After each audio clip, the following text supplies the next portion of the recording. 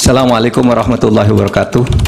Ketua dan anggota Majelis Hakim yang mulia, saudara termohon dari KPU, pihak terkait dari kuasa hukum Paslon 2 dan saudara dari Bawaslu.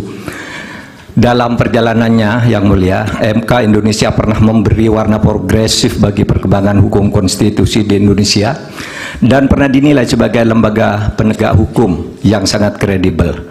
Harvard Handbook tahun 2012 seperti ditulis oleh Tom C. menilai MK Indonesia adalah salah satu dari 10 MK paling efektif di dunia. Studi tentang perjalanan masa lalu MK yang bagus pernah ditulis juga dalam beberapa jurnal ilmiah. Dari Amerika Serikat ada disertasi yang ditulis oleh Pastor Stefanus Hendrianto yang kemudian diterbitkan dalam bentuk buku berjudul Law and Politics of Constitutional Courts, Indonesia and the Search for Judicial Heroes, diterbitkan oleh penerbit ternama di Amerika. Dari IAIU Malaysia lahir disertasi karya Iwan Satriawan, Role of the Constitutional Court in Consolidating Democracy in Indonesia. Ada juga disertasinya Rifli Harun tentang hukum dan sengketa pemilu. Apresiasi terhadap MK Indonesia dalam keberaniannya membuat landmark decisions muncul dalam berbagai makalah forum ilmiah, jurnal akademik, dan berbagai media. Bahkan dalam konteks penyelesaian sengketa pemilu, Begawan Hukum Sacipto Raharjo pernah menulis tulisan di harian Kompas 14 Juli 2009 dengan judul Tribute untuk Mahkamah Konstitusi, yang di dalamnya mengatakan begini: mungkin kita perlu mendirikan sebuah monumen agar orang selalu mengingat bahwa Indonesia pernah memiliki Mahkamah Konstitusi yang bekerja dengan penuh penghormatan, tidak takut terhadap intimidasi. Harian Media Indonesia 7 Juli 2009 menulis editorialnya dengan judul Hormat untuk Mahkamah Konstitusi, yang alinea pertamanya dimulai dengan kalimat untung ada Mahkamah Konstitusi. Majelis Hakim yang mulia, salah satu kunci pernah banjirnya apresiasi terhadap MK adalah keberanian MK dalam membuat landmark decisions, keputusan monumental dengan berani menembus masuk ke relung keadilan substantif sebagai sukma hukum, bukan sekedar keadilan formal prosedural semata. Dalam hal pengujian undang-undang misalnya, teori OPL atau Open Legal Policy itu lahir atau sekurang-kurangnya secara resmi digunakan pertama kali oleh Mahkamah Konstitusi. Dalam hal pelaksanaan pemilu, MK memperkenalkan pelanggaran TSM yang kemudian diadopsi di dalam tata hukum kita.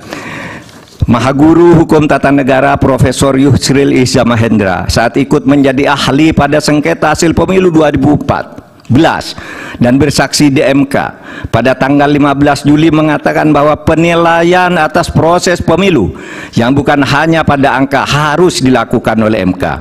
Pandangan ini bukan pandangan lama, melainkan pandangan yang selalu baru, yang justru terus berkembang sampai sekarang, menjadikan MK hanya sekedar mahkamah kalkulator menurut Pak Yusril adalah justru merupakan pandangan lama yang sudah diperbarui sekarang.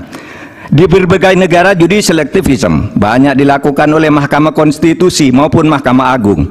Beberapa negara membatalkan hasil pemilu yang dilaksanakan secara curang dan melanggar prosedur seperti Australia, Ukraina, Bolivia, Kenya, Malawi, dan Thailand, serta beberapa negara yang satu disebut ada Belarusia yang dinilai sebagai shame institution atau institusi pengadilan palsu karena selalu diintervensi oleh pemerintah. Akhirnya kami tahu sungguh berat bagi MK dalam sengketa hasil pemilu ini. Pastilah selalu ada yang datang kepada hakim yang mulia untuk mendorong agar permohonan ini ditolak. Dan pasti ada pula yang datang yang meminta agar MK mengabulkannya.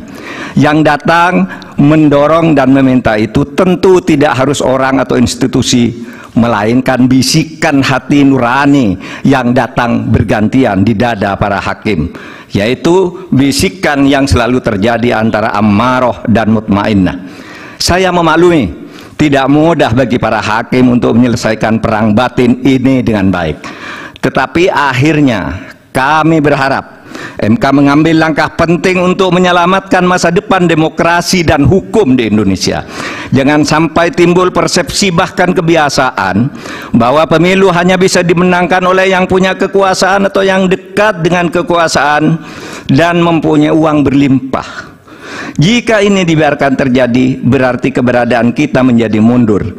Kami berharap agar Majelis Hakim MK dapat bekerja dengan independen, penuh martabat dan penghormatan.